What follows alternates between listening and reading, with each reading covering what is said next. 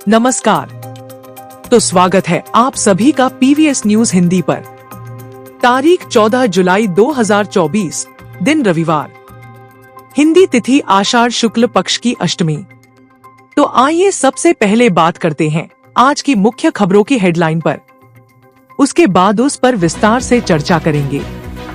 हरियाणा के कई जिलों में आज फिर सक्रिय होगा मानसून, जानेंगे कौन कौन से जिले होंगे प्रभावित। हरियाणा सरकार ने चुनाव से पहले शहरी और ग्रामीण लोगों को दिया 2400 करोड़ का तोहफा। हरियाणा के शहरों में 1 लाख परिवारों को मिलेंगे मकान, हरियाणा सरकार ने की घोषणा। कांग्रेसी नेता भूपेंद्र सिंह हुड्डा ने कहा, हरियाणा में कांग्रेस आते ही सबसे पहले बदमाशों और गुंडों को खदेड़ा जाएगा, जानेंगे पूरी खबर। हरियाणा में सरपंचों और पंचों की हुई मौज। सरपंचों का मानदेय 3000 से 5000 किया, वहीं पंचों का मानदेय 600 बढ़ाकर 1600 कर दिया है, जानेंगे पूरी खबर। 13 जुलाई 2024 को हुए क्रिकेट मैच में भारत ने जिम्बाब्वे को 10 विकेट से हराया, जानेंगे पूरी खबर। HDFC बना दुनिया का 10वां सबसे बड़ा बैंक, साथ में SBI और ICICI बैंकों ने भी मारी छलांग। बैंकों में निकली है 4000 से अधिक नौकरियां, BA पास भी करें आवेदन, जानेंगे पूरी खबर। इंडियन आर्मी में ऑफिसर बनने का मौका, सेना में NCC वालों के लिए आवेदन मांगे, जानेंगे पूरी खबर। चलिए अब खबरें विस्तार से। उससे पहले अगर आपने अभी तक वीडियो को लाइक नहीं किया है तो लाइक कर दीजिए और चैनल को सब्सक्राइब कर दीजिए। हरियाणा के कई शहरों में आज भी झमाझम बारिश होगी। मौसम विभाग की माने तो आज फिर से कई जिलों में मानसून सक्रिय होने वाला है। को गुरुग्राम, सोनीपत, झज्जर, फरीदाबाद, पानीपत और पलवल में बारिश की संभावना है, जिससे मौसम सुहावना होगा। इसके अलावा अन्य जिलों में हल्की बूंदाबांदी हो सकती है। प्रदेश में बारिश को लेकर आज यानी शनिवार को मौसम विभाग ने ऑरेंज अलर्ट जारी किया है। मौसम विभाग की माने तो हरियाणा में अगले 2 दिन तक झमाझम बारिश के आसार हैं। ऐसे में तापमान में गिरावट होगी और लोगों को उमस से राहत मिलने वाली है। पिछले 24 घंटे की बात करें तो कुछ शहरों में बूंदाबांदी हुई, जिससे तापमान में थोड़ी गिरावट देखने को मिली है। शुक्रवार सुबह प्रदेश में फतेहाबाद और कैथल में ज्यादा बारिश हुई, इससे मौसम सुहावना हो गया। वहीं दिन में धूप खिलने के कारण सिरसा का अधिकतम तापमान 38.4 डिग्री तक पहुंच गया है। हरियाणा के पंचकूला में राज्य स्तरीय पंचायत सम्मेलन का आयोजन किया गया। प्रदेश के सरपंचों ने शिरकत की। मुख्यमंत्री नायब सैनी ने सम्मेलन में करोड़ों रुपए की घोषणा की। उन्होंने कहा कि शहरी और ग्रामीण विकास के लिए सरकार 2400 करोड़ रुपए खर्च करेगी। दलित और पिछड़े वर्ग चौपालों की मरम्मत और रखरखाव पर 118 करोड़ रुपए खर्च होंगे। राज्य वित्त आयोग की तरफ से भी ग्रामीण विकास पर 429 करोड़ रुपए खर्च किए जाएंगे। ग्राम के विकास की धुरी होते हैं सरपंच, CM सैनी ने कहा, और गांव के विकास के लिए जन समस्याओं का समाधान जरूरी है। इन पैसों से गांव में गलियां पक्की, फिरनी, चौपालों की मरम्मत की जाएगी, ताकि जनता को ज्यादा से ज्यादा सहूलियत मिले।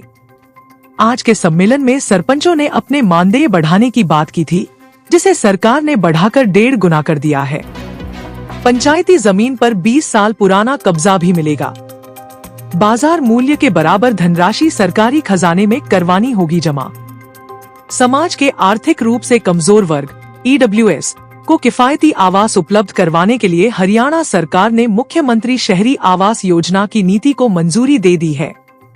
इस नीति के तहत राज्य के उन सभी गरीब परिवारों को आवास की सुविधा उपलब्ध करवाई जाएगी, जिनके पास शहरी क्षेत्रों में या तो अपना मकान नहीं है या फिर वे वर्तमान में कच्चे मकानों में रहते हैं।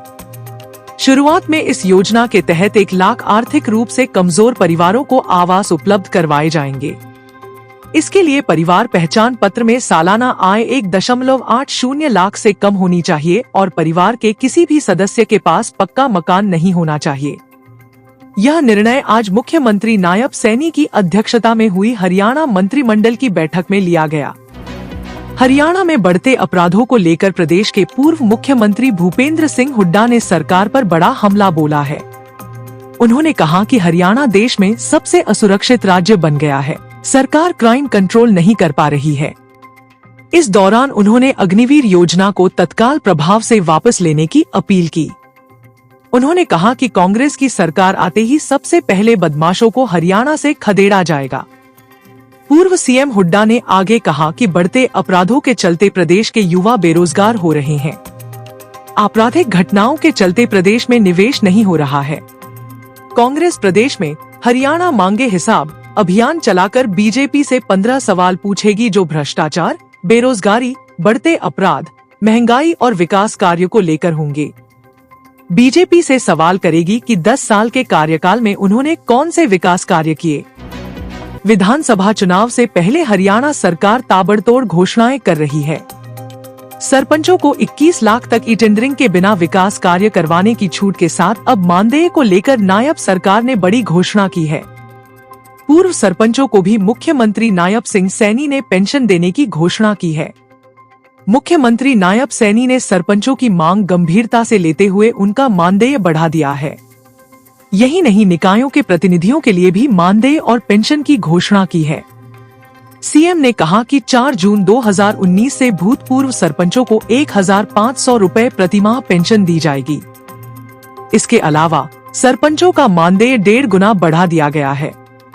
अब सरपंचों का मानदेय 3000 से बढ़कर 5000 रुपए हो गया है।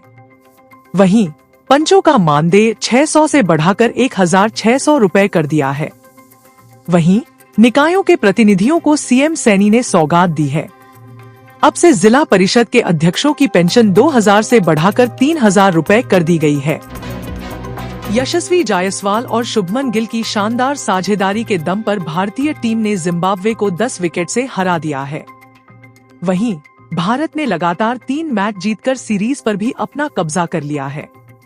भारत के ओपनर बल्लेबाज यशस्वी ने ताबड़तोड़ 93 रनों की पारी खेली, जिसमें 13 चौके और 2 छक्के देखने को मिले। वहीं भारत के कप्तान शुभमन गिल ने भी उनका खूब साथ दिया और 58 रनों की शानदार पारी खेलकर भारत को जीत दिलाई। जिम्बाब्वे के गेंदबाज दोनों बल्लेबाजों के खिलाफ काफी मजबूर नजर आए। भारत के इन खिलाड़ियों ने जिम्बाब्वे के किसी गेंदबाज को नहीं छोड़ा और सबके सामने रन बनाए। जिम्बाब्वे के कप्तान सिकंदर रजा ने 2 ओवर फेंके और कुल 24 रन खर्च कर दिए। वहीं अब तक अपनी गेंदबाजी से जिम्बाब्वे को विकेट दिलाने वाले ब्लेसिंग मुजाराबानी ने 3.2 ओवर में 25 रन खर्च किए। टेंडाई चतारा भी भारत के खिलाफ काफी महंगे साबित रहे। अभी कुछ सालों पहले ही भारी भरकम एनपीए से जूझ रहे भारतीय बैंक अब दुनिया के दिग्गज बैंकों को टक्कर दे रहे हैं। प्राइवेट सेक्टर के एचडीएफसी बैंक की मार्केट वैल्यू साल 2024 की दूसरी तिमाही के अंत तक 17% बढ़ गई है। बैंक का मार्केट कैप भी 154.4 अरब डॉलर के आंकड़े को पार कर चुका है। इसके साथ ही एचडीएफसी बैंक दुनिया का 10वां सबसे बड़ा बैंक बन गया है। एचडीएफसी के अलावा स्टेट बैंक ऑफ इंडिया और आईसीआईसीआई बैंक भी दुनिया भर के बैंकों को कड़ी टक्कर दे रहे हैं। एचडीएफसी ग्लोबल रैंकिंग में 10वें स्थान पर है।